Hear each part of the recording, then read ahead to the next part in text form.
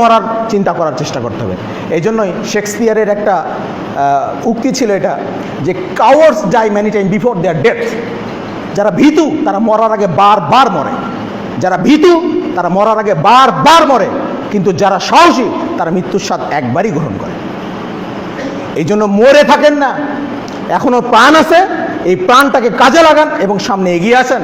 এই সমস্যারে যদি আমরা কাঁধে কাঁধ মিলিয়ে আমরা যদি সামনের দিকে এগিয়ে যেতে পারি, ইনশাআল্লাহ আল্লাহর পক্ষ থেকে সাহায্য নেমে আসবে এবং আমরা ইনশাআল্লাহ সফল হবই হব ইনশাআল্লাহ। এবার আসুন, আমরা যদি আল্লাহর আনুগত্য করি, আমরা যদি তার দিনের উপরে যদি অটল থাকি, তাহলে আল্লাহ তাআলা কি বলছেন দেখুন। আল্লাহ বলছেন, ইন্নাল্লাযীনা ক্বালু রাব্বুনাল্লাহ সুম্মা ইসতাকাম। আল্লাহ বলছেন, নিশ্চয়ই যারা বলে আমাদের প্রতিপালক আল্লাহ, আমরা বলি না এখানে? এবার পরের শব্দটা কঠিন, সুম্মা ইসতাকাম, এবং এর উপরে দৃঢ় থাকে, এর উপরে অটল থাকে। এর উপরে যারা দৃঢ় থাকে, যারা অটল থাকে, সূরা আহকাফ 13-14 নম্বর আয়াত। এখানে বলছেন যারা দৃঢ় থাকে তারা কি?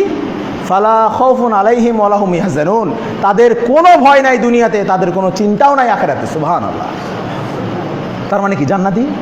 পরের কথার জন্যই বলছেন আল্লাহ, উলাইকা আসহাবুল জান্নাহ, তাদের স্থান হবে জান্নাতে। সুবহানাল্লাহ। খালিদিনা ফিহা, সেখানে তারা চিরস্থায়ী থাকবে, সেখানে তারা চিরস্থায়ীভাবে অবস্থান করবে।